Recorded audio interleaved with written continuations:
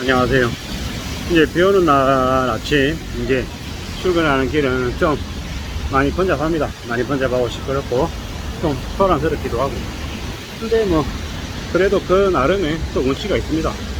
비가 오는 날, 비 소리 들으면 이래저래 걸어가는 게 나쁘지 않더라는 겁니다. 뭐, 갑자기 옆에서 차가 슝슝 지나가서 좀 놀랄 때도 있긴 한데, 뭐 나쁘지 않습니다. 괜찮습니다. 네.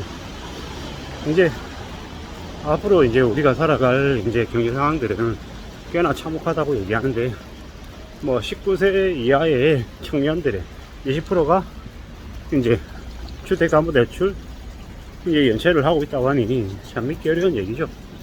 그리고 이제 가정이 무너지면서 이제 편모 편부로 아니면 부모의 돌봄을 못 받는 이제 길거리 아이들이 너무도 많더라고요. 그런 아이들이 겪게 되는 이제 삶의 모습이 어떨까요? 끔찍하죠. 끔찍합니다. 이제 새엄마가 때리고 자기 오빠가 때리고 뭐 이유는 있겠지만 거의 이제 짐승까지 사는 거죠. 그러다가 가정이 집이 길거리보다 못하다는 생각이 드니까 가출을 하는 거고요. 그 가출한 이제 바깥에 사는 아이들의 삶의 모습이 어떻겠습니까? 짐승처럼 사는 거예요. 짐승처럼. 남자애들 몇, 여자애들 몇 이렇게 모여서 뭐 그룹팸이라고 얘기하는데, 그렇게 모여서 자기들끼리 동부리왕국 찍는 거죠. 그냥 그룹 섹스하고 뭐 이래저래 하고 참 믿기 어려운 이제 일들을 이제 막 한다라는 겁니다. 뭐 그러다 보면 이제 어떤 일들이 벌어지겠습니까? 여자애들은 이제 몸 팔고 남자애들은 이제 범죄의 하수인이 되고요. 뭐 내구제 대출 뭐 이런 이제 다큐도 봤거든요. 놀랍더라고요. 이제 핸드폰 개통해서 한 사람에게 핸드폰 개통을 뭐 3개 4개 핸드폰 개통하게 만들고, 그 개통한 핸드폰으로 소액 결제해서 뭐 1000만원 2000만원 이제 대출 내고 이제 나몰라라는 거죠.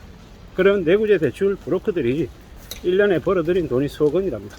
그들이 수억 원을 벌어들이면 그로 인해서 피해받는 이제 피해자들이 얼마나 많이 탄생하는 걸까요? 뭐 루보 사태라고 하는 다큐도 봤어요. 끔찍하더라고요. 참 저렇게 막장인 인간들이 많은데 저런 이들이 왜 제대로 처벌을 안 받는 걸까 라는 좀 생각이 들더라고요.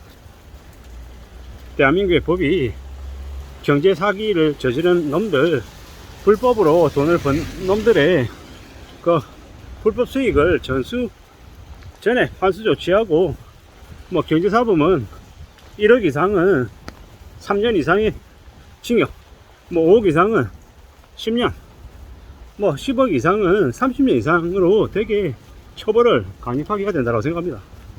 경제사범을 강력하게 처벌을 해야 경제 관련해서 이제 소작하고 사기치고 당혹하는 놈들이 줄어드는 거죠. 지금의 나라는, 지금의 대한민국은 그러한 사기극을 벌리는 놈들에 대해서 너무 관대하죠. 사기죄를 너무 그렇게 손망망이 처벌을 하다 보니까 사기꾼들이 활개칩니다.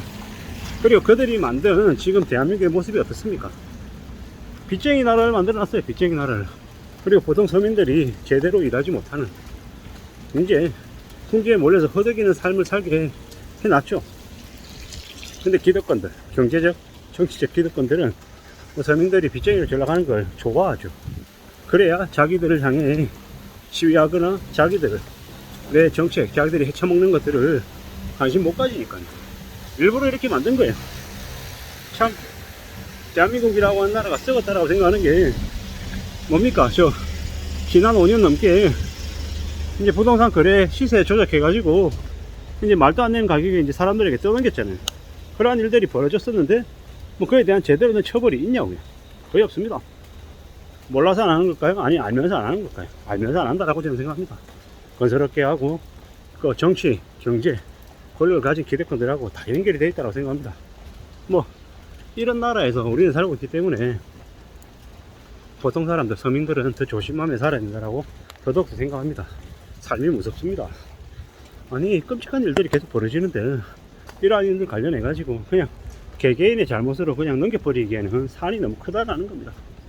내구제 대출, 저기 뭡니까, 수치심을 이용한 뭐 알몸 사진을 보내라고 해놓고 그걸로 대출해주는 사기.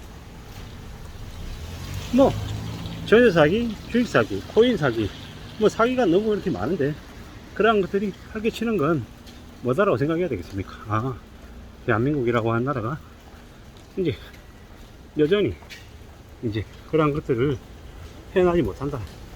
뭐 계속이다라는 거죠.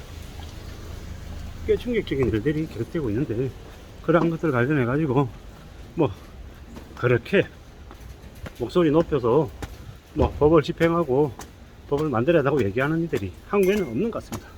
제가 잘 몰라서 그럴 수도 있지만 참 나라가 더 이제 암담해지는 것 같고요. 앞으로 많은 사람들, 보통 사람들은 더 삶을 이제 힘겨워할 겁니다. 뭐 빚 없으면 그래 살 수 있다라고 생각했는데 요즘 와서 드는 생각은 빚이 없어도 앞으로 우리의 삶이 힘들 것 같다라는 생각이 더 드는 게 왜일까요? 더 참혹해지니까, 더 암담해지니까 그런 것 같습니다. 미국의 국가 신용 등급이 하락됐는데 이제 한국 증시는 여전히 화랑입니다. 저게 뭔가 싶은 거죠. 지금의 한국 경제가 그토록 좋나? 한국 경제가 지금 매우 안 좋은데 삼성전자의 실적이 엉망인데 무슨 삼성전자 8만전자 9만전자를 얘기하고 있으니 이게 뭔가 싶은 거죠. 뭐가 잘못돼도 한참 잘못된 것 같습니다. 이러다가 나중에 뻥 터지면 그로 인해서 많은 사람들이 어떤 걸 겪을까요? 참 황당하고 암담하고 충격적이다 라는 얘기 말고는 드릴 말씀이 없는 거죠. 앞으로 우리가 살아간 삶은 더 아마 암담하고 더 삭막하고 더 어려울 것 같습니다. 그걸 명심해야 됩니다. 앞으로 20, 30대들의 소비가 이제 극도로 줄어든다고 하는데 2030들이 소비를 안 하게 되면 우리 사회에 또 많은 변화가 생길 겁니다. 회사집, 학교집 이제 더 이상 밖에서 흥청망청거리며 늦은 시간까지 술 마시는 일이 매우 드문 일이 될 겁니다. 점심 도시락 싸다니는 거 당연하고요. 뭐 텀블러 들고 다니면서 커피, 뭐 스틱커피 마시는 것도 당연하고요. 뭐 이제 쓸 돈이 없어가지고 돈 못 쓴다라는 거죠. 뭐 과시 부리고 뭐 의시되고 이런 거 어렵습니다. 돈이 있어야지 그것도 하죠. 이제 점점 더 현실이 시궁창 같기 때문에 사람들의 삶의 모습도 많이 바뀔 거다. 인간관계도 좁혀지고 실리를 추구할 것이고 또 더 이제 빡빡하게 살 거다라고 봐야 됩니다. 하루빨리 그에 적응해야죠. 현실에 맞춰 살아야 됩니다. 그래서 이제 이 긴축의 시대에 어떻게 생존할지에 대한 고민들을 잘 해둬야 될 것 같습니다. 긴축의 시대에 경제위기가 오고 있는데 그 위기의 쓰나미에 썰려가지 않기 위해서는 스스로를 잘 지킬 대비책을 마련해야 될 것 같습니다. 남이 아니라 스스로 그 대비책을 마련하는 게 필요하다라고 말씀드리고 싶습니다. 감사합니다.